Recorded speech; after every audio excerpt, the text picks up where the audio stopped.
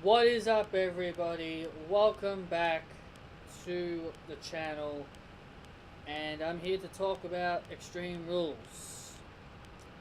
The extreme, or should I say, the not so extreme pay per view. The nothing extreme pay per view. So yeah. So we're going to be talking about Extreme Rules. I'm not surprised with how bad this pay-per-view was. I'm not. I'm not surprised how bad this pay-per-view was. I don't know about you guys, but I only found two positives. I only found two positive things out of this entire show. And shockingly, that's the main event and the second last match of the entire show. To me, those two matches were the positives about this show. Everything else was just trash and just unbelievable. So we're going to talk about the Iron Man match. And, well, before we get on to that, I actually want to applaud WWE for actually putting Dolph Ziggler and Seth Rollins in the main event of Extreme Rules. This Iron Man match, really, it deserved to be in the main event. And I'm glad that WWE didn't make it Bobby Lashley and Roman Reigns. I'm glad they didn't make them the main event. So, for once, this pay-per-view lineup actually felt, it felt decent. The flow of the match lineups were actually good. But the pay-per-view still suffered.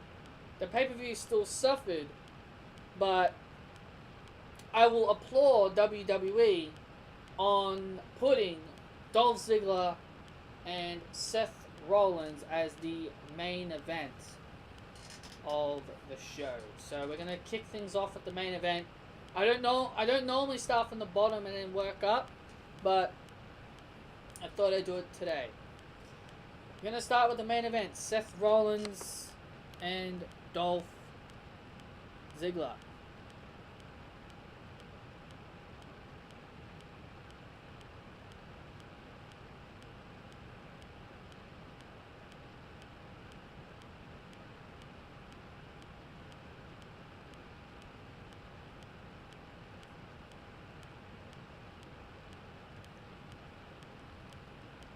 Sorry about that. Dolph Ziggler and Seth Rollins. They put on a very good match. They put on a very good match, very enjoyable for 30 minutes. Seth Rollins was trying to climb his way back into the title pit, trying to claw his way back into the match. And Ziggler and Seth really battled back and forth. But in the end of it all, the scoreboard was 4-4.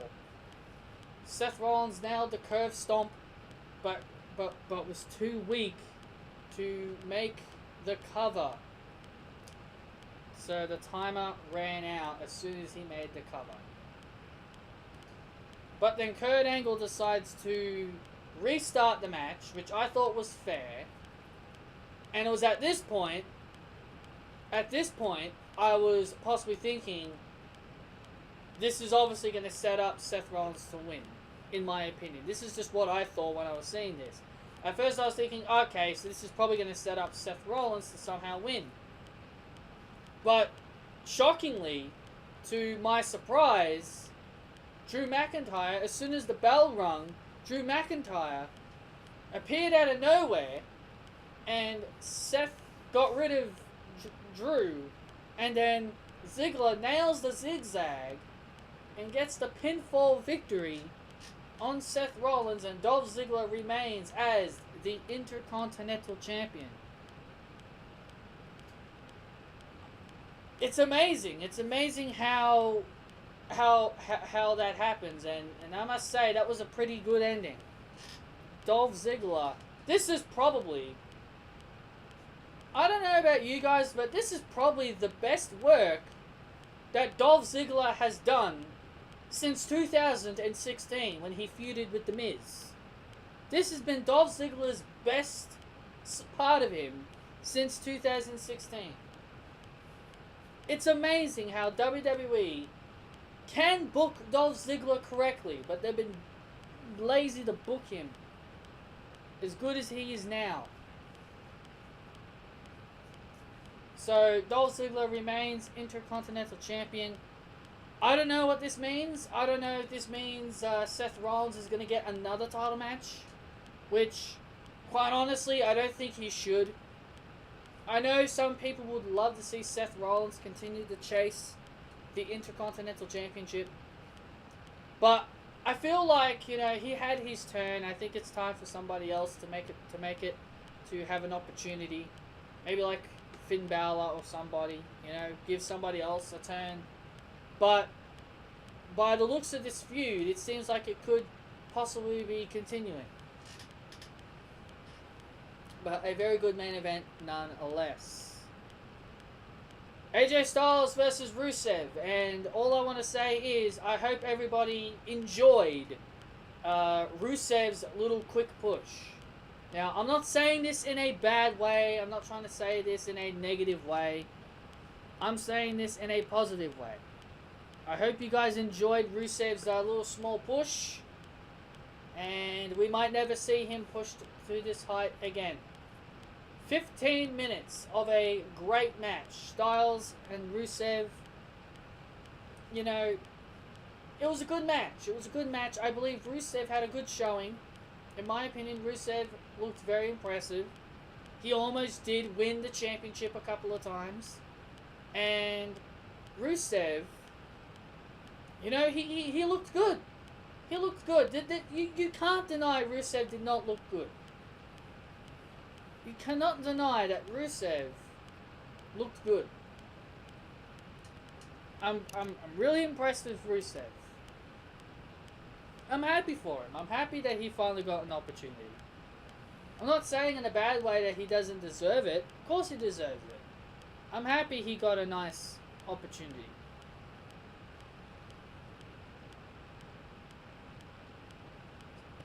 But in the end, AJ Styles retained with the phenomenal forearm and a very good effort from Rusev. Alexa Bliss versus Nia Jax Extreme Rules match for the Women's Championship, Monday Night Raw. I honestly don't know what to say about this, but all I can say is that we can all put our hands and finally breathe that this is over. Alexa Bliss retains the title, Nia Jax loses, and that's the end of this feud. We can finally write the final chapter of this Bliss-Nia story and put it to rest forever. I don't want to see these two compete against each other ever again. I don't want to see another Alexa Bliss versus Nia Jax match ever again. If both of them are not champions, or if they're champions. I don't want to see these two versus each other anymore. Now, I don't want to go on another Ronda Rousey rant, but I hate how WWE like to try and contradict stuff. Ronda Rousey said that she bought a ticket to sit live and watch the pay-per-view. But what does she do? I know she's employed with WWE, and I know she's on the Monday Night Raw roster. But I want the storylines to actually be accurate. I want the storylines to make sense. If you're in the crowd and if you're there as a fan, and if you're there as a fan, you gotta be a fan. I don't know about you guys, but I'm really getting tired of this whole trying to break the rules type of thing. Like, if Ronda Rousey's still suspended. Ronda Rousey is still suspended, guys. She's not supposed to be in the ring. If you're suspended, you're not supposed to be in the ring. That's why I'm disappointed with WWE on this. Ronda Rousey is still suspended. Her 30-day suspension isn't up yet. It hasn't even been 30 days. But WWE likes to continue contradicting everything and making it sound like that Ronda Rousey's 30 days is already over. Ronda Rousey's 30 days are not over yet. But of course, we'll see her next week, or maybe Kurt Angle will drop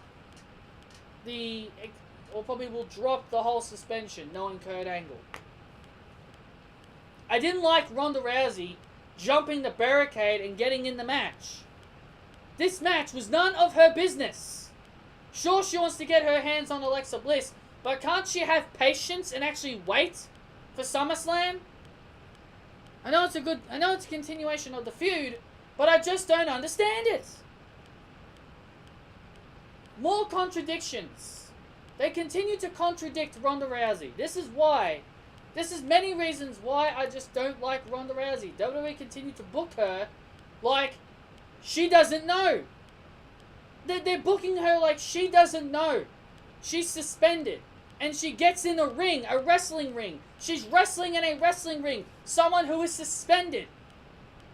I don't understand it. I know people like Ronda Rousey, and I know people want to give Ronda Rousey a chance, but at least freaking open your eyes and understand there's contradictions going on here with this woman. But seriously, this contradiction makes no sense. And for those who don't know what a contradiction means that they're breaking a law. There's a law that they're breaking that they should be following. If you are suspended for 30 days, you should not be showing up. That's contradiction number 1. She was backstage in a backstage interview. Also, she was at a live event, which also states that she's suspended. 2. 3. She said she's suspended from Raw, but she thinks it's still okay to show up at Extreme Rules. That's contradiction number 3. You're still suspended no matter what, Ronda. Doesn't matter if it's Raw, SmackDown, 205 Live, live events, NXT. You are suspended indefinitely for 30 days. You should never show up. Do you guys understand me? Contradictions.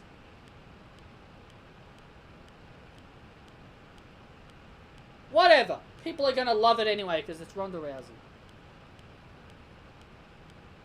Alexa Bliss gets the win here. Like I said, we can all move on. Finally, no more Nia Jax and Ronda Rousey. No more.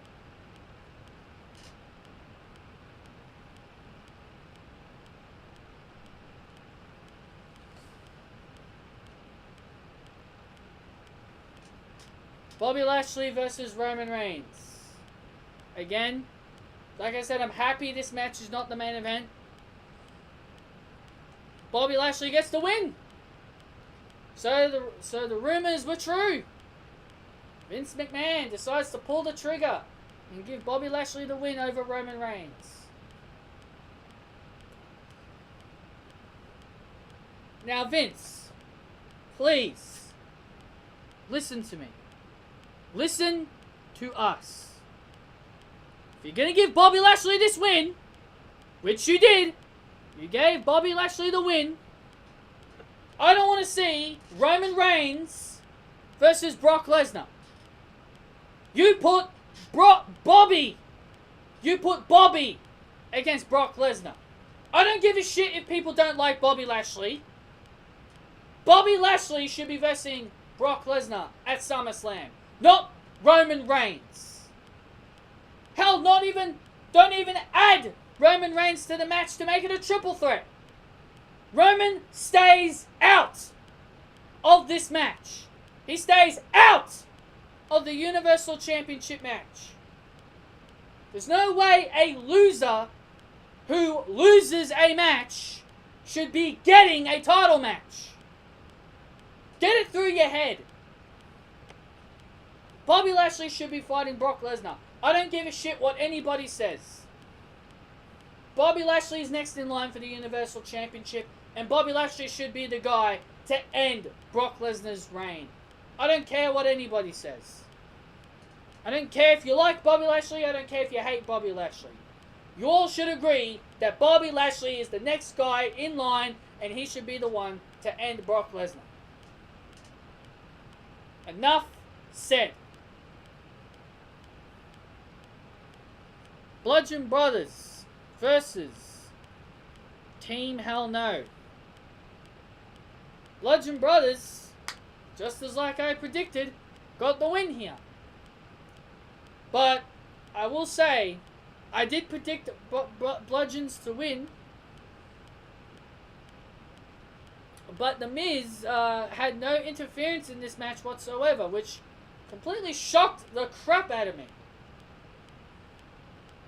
And there was no heel turn from Kane, which is another thing I thought. You know, it could have been possible that Kane could have turned heel. But none of that happened. It was a clean win. Clean win here for the Bludgeon Brothers. And let's make this worse. And this is the worst part of it. They didn't pin Kane. They pinned Daniel Bryan. That was probably the biggest shocking part of it. Now I know there's been reports going around that Daniel Bryan hasn't signed his contract yet and could possibly be leaving WWE. If what we saw here, if Daniel Bryan took the pinfall here, then that's obviously the case. That's obviously the case. But either way, the Bludgeon Brothers got the win. I have no problem with, I have no problem with that.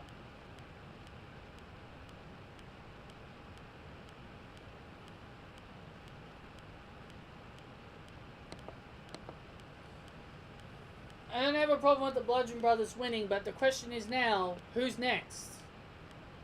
Who should be the next team in line to challenge for the tag team titles? I'd say Sanity, but they're both heels. So at this point, I don't know. Maybe the Bar. Give where are the Bar? Where are the Bar? That's actually should be my question. Where are the Bar? Where are they? Sure, what is WWE doing? They've got so many tag teams on SmackDown, so many great tag teams, but you're not utilizing any? You'd rather reform Team Hell No, but not bring back the Bar, or build up any other tag teams you've got. Crazy. Absolutely crazy, man. But if I had to say any tag team, I'd probably say Sanity should be next in line for the tag team titles. Braun Strowman versus Kevin Owens. Kevin Owens surprisingly got the win here, but I would more say I shouldn't be surprised that he got the win. Well, I should be surprised, but the win happened because Braun throws Kevin Owens off the top of the cage through a table. So Braun Strowman made himself look like an idiot, pretty much. He pretty much just gave his enemy the win, but ultimately he didn't care because he just sent the guy out on a stretcher. That's pretty much that. Now, before I move on to Shinsuke and Jeff Hardy, I want to talk about a few other things before we get on to the rest. Because I want to save the best for last. Finn Balor versus Baron Corbin. This match was a complete waste of time. Nobody cared. And surprisingly, Finn Balor got the win. You wanna know why I say surprisingly Finn Balor got the win? It's because Vince McMahon honestly doesn't give Finn Balor a chance. That's why. That's why I'm so surprised that he got the win here. Like I mentioned, pre-show, I'll quickly talk about the pre-show stuff. I'm pretty sure I talked about the pre-show. If I didn't, I'll quickly run it through. Andrade Cien Almas defeated Sin Cara, and Sanity defeated The New Day. That's it. I'm not going to talk too much about those because I didn't watch them. Now, Jeff Hardy versus Shinsuke Nakamura. Now, the reason why I saved this match and the B team for last is because I've got a lot to say.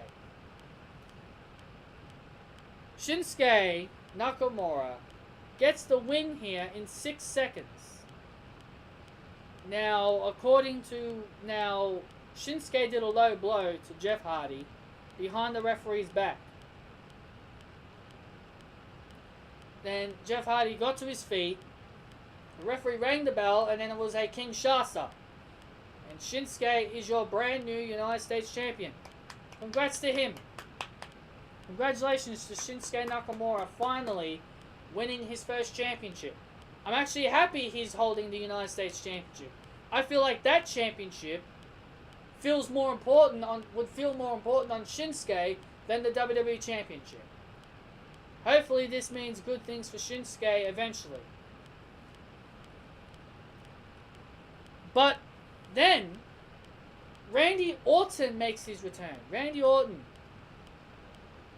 makes his surprise return here. I kind of expected Orton to be back before SummerSlam. But this, I didn't expect this. I've heard rumors. I've been hearing rumors about somebody was going to make a return and turn heel. When I heard the words return and heel turn, I immediately thought of Dean Ambrose. But I didn't expect this. Randy Orton makes his return and turns heel. He attacks Jeff Hardy. And in my opinion, this was one of the weakest heel turns I have ever seen in my entire freaking life. Especially for somebody who I consider my idol, Randy Orton. Somebody who I look up to. This is the weakest Randy Orton heel turn I have ever seen in my entire life. All he does, he walks over to Jeff Hardy and kicks him in the balls. That's all he basically did. He stomped him in the balls and that was about it. Now, how does this make any sense? How does this make any sense at all?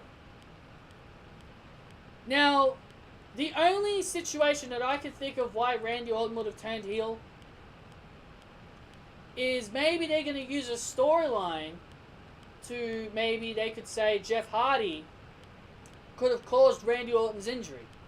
Maybe that's the storyline here. Maybe they could be using Randy Orton to get angry at Jeff Hardy that caused his injury.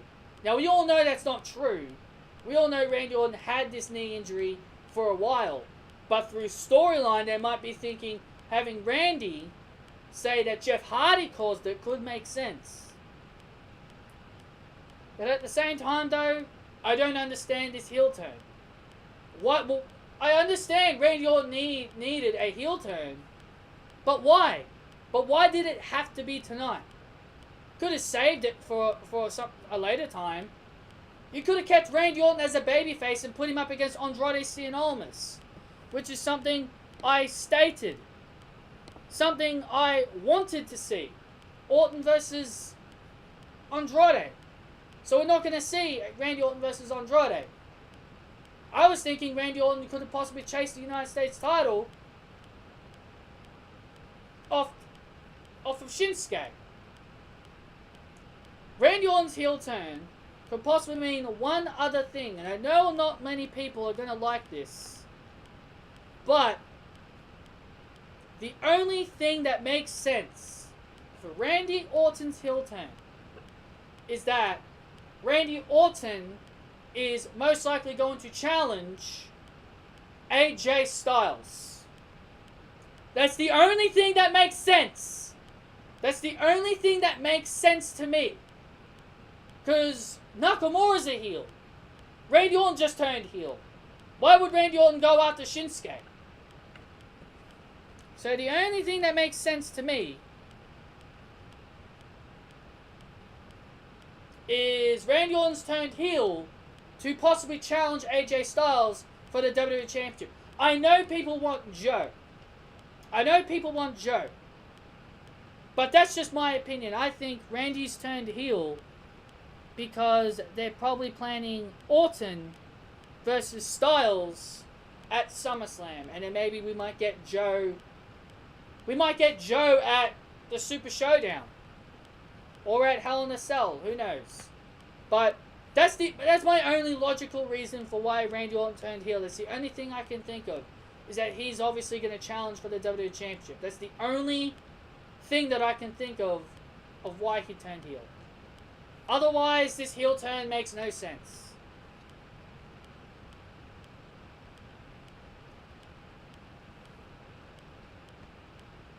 I want everybody to do... I'm going to talk about one more thing here. We're going to move on from this and we're going to talk about the pathetic women's title match on SmackDown Live. We are gathered here today to sadly say goodbye to the Empress of Tomorrow. The undefeated Asuka, who was undefeated for 2.5 years. Longest reigning NXT Women's Champion in history. And we're sadly to say goodbye to Asuka. R.I.P. R.I.P. Put that in the comments section. Hashtag R.I.P. Asuka. This is pathetic. This is absolutely pathetic. Why have a shark cage? You see, this is the shit that pisses me off. They always have that excuse. They're like, "Oh, we're gonna prevent your manager from interfering so that we can give the babyface a better chance. Let's put this person in a shark cage." You know? Why do it? Why do it if they're still gonna interfere? If these things are meant to keep people out of the match, they should be out of the match. I understand Carmella's a heel and she has to cheat. But does she have to do it every time? This is bullshit. If you're in... Why bother put someone in a shark cage if they're only going to figure their way out of it? James Ellsworth, I've never been a fan of James Ellsworth. I don't even know why this guy's even back. This guy should have stayed away. It's absolutely preposterous. This is by far Asuka's probably worst match. Because this only went for 5 minutes. Probably Asuka's shortest match in her entire career in WWE. It's pathetic. Carmella retains her women's championship. Of course she does. She's SmackDown's woman version of the modern day Maharaja. Yeah, you heard me say it. She's the female version of the modern day Maharaja Jinder Mahal. That's what Carmella is. She's the female version of the modern day Maharaja Jinder Mahal. She's given the title. She's been put up against top talents who she shouldn't be losing to, aka Charlotte Flair and Asuka. And both of them were twice. It's an absolute joke. Carmella is Jinder Mahal 2.0, but in female size. She's ridiculous. Poor old Asuka. She probably wishes she'd probably be back in NXT Or she probably wishes she'd be out of WWE at this point. Jesus freaking Christ, WWE. What is your freaking problem with pushing wrestlers that we don't want to see? What is your problem with Asuka? You better have someone in line to take the title from Carmella. If Carmella does not lose the championship at SummerSlam, then I know for a fact that Carmella is going to remain champion when they come here in Australia. And I wouldn't be surprised if they kept Charlotte off TV until she is at Super Showdown to challenge Carmella. Now I know people want Becky, but I'm pretty sure we're gonna get Becky, maybe. But at this point, I don't think even WWE will put the title on Becky. If WWE won't put the title on Asuka, do you truly trust them to put the title on Becky Lynch? No. No, I don't give Becky any chance at all.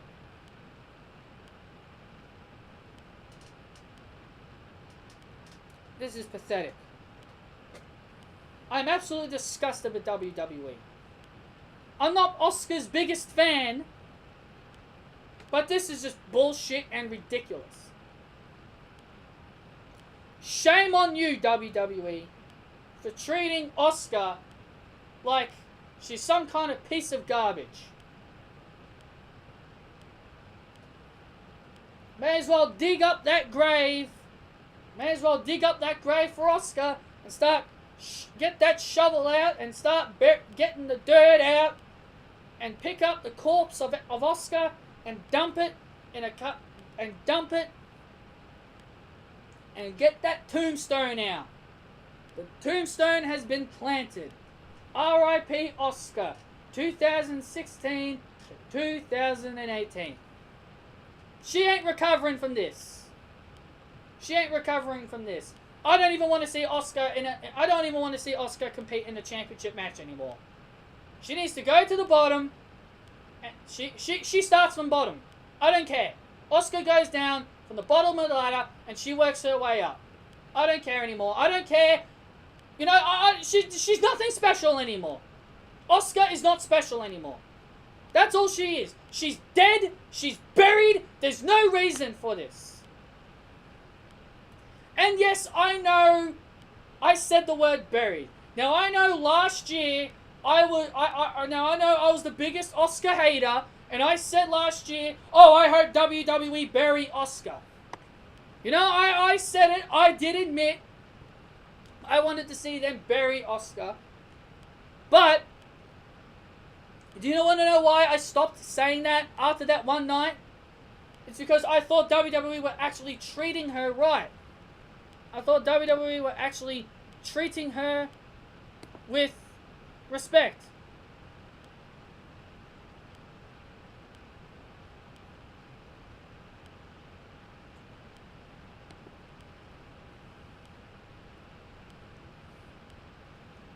It's ridiculous.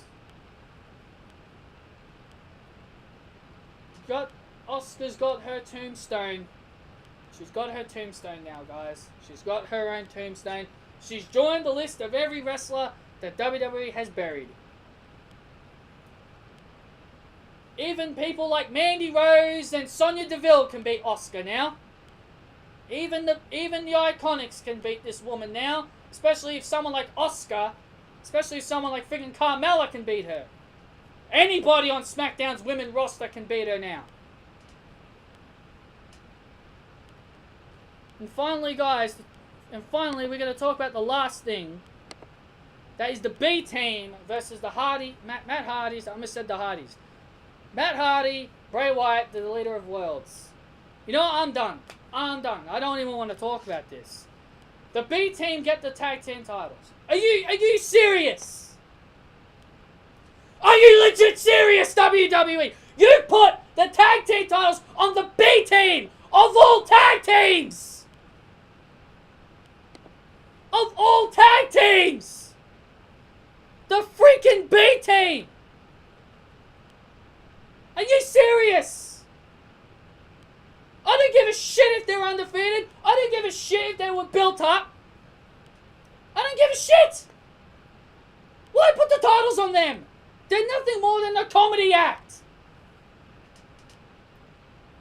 They're nothing more than two guys that like to make comedy. You serious? This is probably the angriest I've ever been on this channel. Jesus Christ, WWE better be planning either the Revival or AOP to take those damn titles off the B team. It's so stupid how they would prefer the B team than the Revival or the AOP. Are you serious? So the B team is more important than the Revival.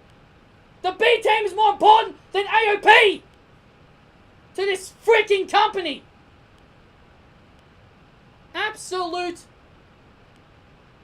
ridiculous. This company has no brain.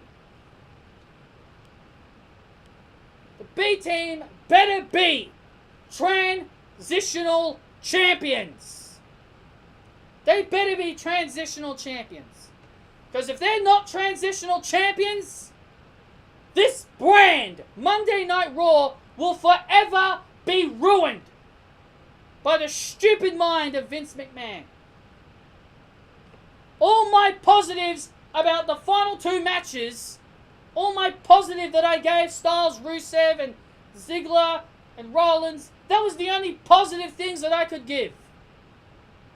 I tried to be nice, I tried to be positive, but this is ridiculous.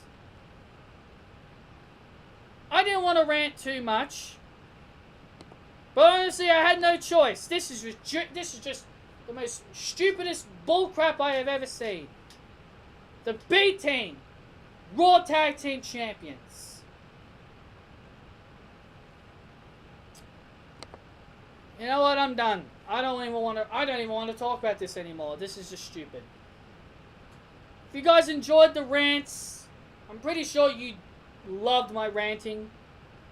If you guys did enjoy this review, hit that thumbs up.